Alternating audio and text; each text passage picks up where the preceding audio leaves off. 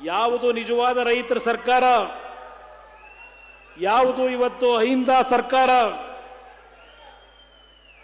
ಅಹಿಂದದಲ್ಲಿ ಇರ್ತಕ್ಕಂಥ ವ್ಯಕ್ತಿಗಳು, ಕುಟುಂಬಗಳು, ರೈತ ಸಮಾಜದವರಲ್ವೇ ಕೇಳಲಿಕ್ಕೆ ಬಯಸ್ತೀನಿ. ನಾಡಿನ ಅಹಿಂದ ಹೆಸರಿನ ರಾಜಕಾರಣವನ್ನು ಮುಂದಿಟ್ಟು ನಿಮ್ಮಗಳಿಗೆ ದ್ರೋಹವನ್ನು ಬಗಿತಾ ಇರ್ತಕ್ಕಂಥ ಈ ಸರ್ಕಾರದ ಮುಖ್ಯಮಂತ್ರಿಗಳನ್ನು ಕೇಳಲಿಕ್ಕೆ ಬಯಸ್ತೀನಿ. ಇವತ್ತು ಮೆಕ್ಕೆಜೋಳ ಬೆಳೆದಂತ ರೈತರು ಬೀದಿಗೆ ಬಂದಿದ್ದಾರೆ. ತೊಗರಿ ಬೆಳೆದಂತ ರೈತರು ಗುಲ್ಬರ್ಗಾದಲ್ಲಿ ಬೀದಿಗೆ ಬಂದಿದ್ದಾರೆ. ಇವರು ಯಾವಾಗ ಖರೀದಿ ಕೇಂದ್ರ ಪ್ರಾರಂಭ ಮಾಡ್ತಾರೆ? ಯಾವಾಗ ನನ್ನ ರೈತರು ಅವರ ಸಾಲ ತೀರಿಸಲಿಕ್ಕಾಗದೆ ಬೆಳಗ್ಗೆ ಸಾಲ ಮಾಡ್ಕೊಂಡಿರ್ತಾರೆ ಖಾಸಗಿಯವರ ಹತ್ರ, ಅವ್ರ ಸಾಲ ತೀರಿಸಲಿಕ್ಕಾಗದೆ ಯಾರು ಸಾಲ ಕೊಟ್ಟಿರ್ತಾನೆ ಅವನು ಒತ್ತಡಕ್ಕೆ ಮಣಿದು ಅವ್ರು ಕೇಳಿದಷ್ಟು ಬೆಲೆಗೆ ಆ ಬೆಳೆಯನ್ನು ಕೊಡ್ತಾರೆ. ಆದ ನಂತರ ಈ ಸರ್ಕಾರ ಖರೀದಿ ಕೇಂದ್ರ ಪ್ರಾರಂಭ ಮಾಡುತ್ತಾರೆ.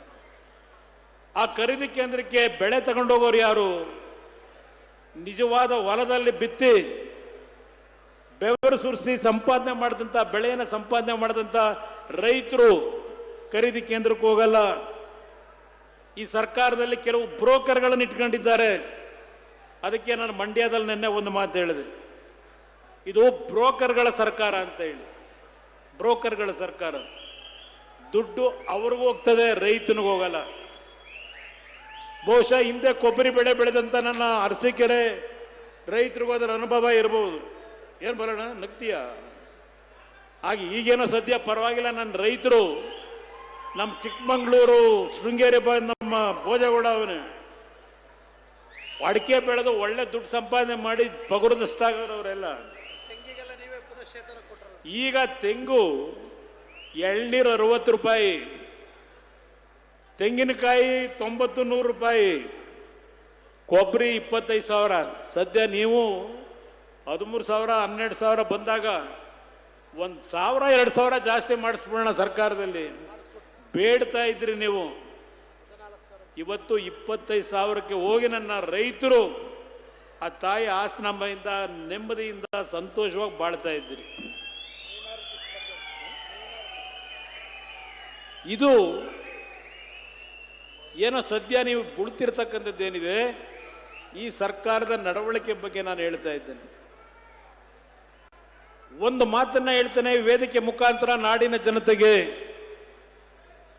ಇತ್ತೀಚೆಗೆ ಹಲವಾರು ಕಡೆ, ನಿನ್ನೆ ನಾನು ತುಮಕೂರು ಮಂಡ್ಯ ಜಿಲ್ಲೆ ಪ್ರವಾಸದಲ್ಲಿ ಹೋಗಬೇಕಾದ್ರೆ ಮುಂದಿನ ಮುಖ್ಯಮಂತ್ರಿ 28 ಅಂತಕ್ಕಂಥದ್ದನ್ನೇನು ಕೂಗ್ತಾ ಇದ್ದಾರೆ.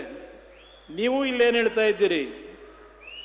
ನನಗೆ ಮುಖ್ಯಮಂತ್ರಿ ಸ್ಥಾನಕ್ಕಿಂತ ಹೆಚ್ಚಾಗಿ ದೇವೇಗೌಡರ ಕನಸೇನಿತ್ತು, 65 ವರ್ಷದ ರಾಜಕಾರಣದಲ್ಲಿ ಕೇವಲ 2 ವರ್ಷವೋ 2.5 ವರ್ಷವೋ ಮಂತ್ರಿ, ಆಗಲೂ ನೆಮ್ಮದಿಯಿಂದ ಕೆಲಸ ಮಾಡ್ಲಿಕ್ಕೆ ಬಿಡಲಿಲ್ಲ. ಉತ್ತರ ಕರ್ನಾಟಕದ ನೀರಾವರಿ ಯೋಜನೆಗಳಿಗೆ 200 ಕೋಟಿ, ಕಾವೇರಿ ಜಲಾನಯ ಪ್ರದೇಶದಾಗ ನೀರಾವರಿ ಯೋಜನೆಗೆ 100 ಕೋಟಿ ಕೊಡಬೇಕು ಅಂತ ಹೇಳಿ ನೀರಾವರಿ ಮಂತ್ರಿಗಳಾಗಿ ಅವತ್ತೇನು ಒತ್ತಡ ಹಾಕಿದ್ರು. ಅವತ್ತಿನ ಅಧಿಕಾರಿಗಳು ಬರೀತಾರೆ, ದುಡ್ಡು ಗಿಡದಲ್ಲಿ ನಾವು ಬೆಳೆಯಲ್ಲ, ದುಡ್ಡಿಲ್ಲ ಅಂತ ಹೇಳಿ. ಅವರ ಹೋರಾಟವನ್ನು ಇವತ್ತೇನು ನೀವು ಬೆಳೆಸಿದ್ದೀರಿ, ಈ ಒಂದು ಜಿಲ್ಲೆಯ ಪುಣ್ಯ ಭೂಮಿಯಿಂದ ಇವತ್ತೇನು ನಿಂತು ಮಾತಾಡ್ತಾ ಇದ್ದೇನೆ. ಈ ನಾಡಿನ ಜನತೆಗೆ, ನನ್ನ ರೈತ ಬಂಧುಗಳಿಗೆ ಮನವಿ ಮಾಡ್ತೇನೆ, ಇವತ್ತು ಈ ರಾಜ್ಯ ಮತ್ತೇನಾದರೂ ಒಂದು ಉತ್ತಮವಾದ ಪರಿಸ್ಥಿತಿಗೆ ಬರಬೇಕಾದರೆ ಜಾತಿಯನ್ನ ಬಿಡಿ, ಜಾತಿಯನ್ನ ಬಿಡಿ. ಕೈ ಜೋಡಿಸಿ ನಾಡಿನ ಜನತೆಗೆ ಮನವಿ ಮಾಡ್ತೇನೆ, ಕೈ ಜೋಡಿಸಿ ಮನವಿ ಮಾಡ್ತೇನೆ. ನಾವು ಚಿಕ್ಕ ಮಕ್ಕಳಿಂದ ಅವರನ್ನ ನೋಡಿದ್ದೇವೆ, ದೇವೇಗೌಡರನ್ನ. ಅವರಲ್ಲಿ ಯಾವ ಬಡ ಕುಟುಂಬಗಳು, ನನ್ನ ರೈತರು ನೆಮ್ಮದಿಯಿಂದ 2 ಹೊತ್ತು ಊಟ ಮಾಡಿ ಜೀವನ ಮಾಡಬೇಕು, ಕುಟುಂಬಗಳು ಸಂತೋಷವಾಗಿರಬೇಕು ಅಂತಕ್ಕಂಥ ಯೋಜನೆಗಳನ್ನು ತರಬೇಕು ಅಂತೇಳಿ ನಿರಂತರವಾಗಿ ಚಿಂತನೆ ಮಾಡಿದ್ರು. 2 ವರ್ಷ ನೀರಾವರಿ ಮಂತ್ರಿ, 18 ತಿಂಗಳು ಮುಖ್ಯಮಂತ್ರಿ. ಈ ವೇದಿಕೆ ಮುಖಾಂತರ ಉತ್ತರ ಕರ್ನಾಟಕದ ಬಾಗಲಕೋಟೆ, ಬಿಜಾಪುರ, ಕಲಬುರಗಿ, ಯಾದಗಿರಿ ಹಲವಾರು ಜಿಲ್ಲೆಗಳ ನನ್ನ ರೈತ ಬಂಧುಗಳಿಗೆ ಮನವಿ ಮಾಡ್ತೇನೆ, ದೇವೇಗೌಡರು 94ರಲ್ಲಿ ಮುಖ್ಯಮಂತ್ರಿ ಆಗದೆ ಹೋಗಿದ್ರೆ ಇವತ್ತು ಯಾವೊಂದು ಟ್ರಿಬ್ಯುನಲ್ ನಮಗೆ ನೀರನ್ನ ತೆಗೆದುಕೊಳ್ಳಿಕ್ಕೆ ಕೃಷ್ಣಾ ಮೇಲ್ದಂಡೆ ಯೋಜನೆಯ ಟ್ರಿಬ್ಯುನಲ್ ಆದೇಶ ಮಾಡಿದ್ದಾರೆ, ಒಂದು ಇಂಚು ಮುಂದಕ್ಕೆ ಹೋಗಲಿಲ್ಲ ಈ ಸರ್ಕಾರ, ಬಂದಂತ ಸರ್ಕಾರಗಳು. ಅವತ್ತು ದೇವೇಗೌಡರು ತೆಗೆದುಕೊಂಡಂತ ನಿರ್ಧಾರ 2000ನೇ ಇಸ್ವಿ ಒಳಗೆ ಮೊದಲನೆಯ ಟ್ರಿಬ್ಯುನಲ್ ಬಚಾವತ್ ಕಮಿಷನ್ ಕೊಟ್ಟಂತ ನೀರನ್ನ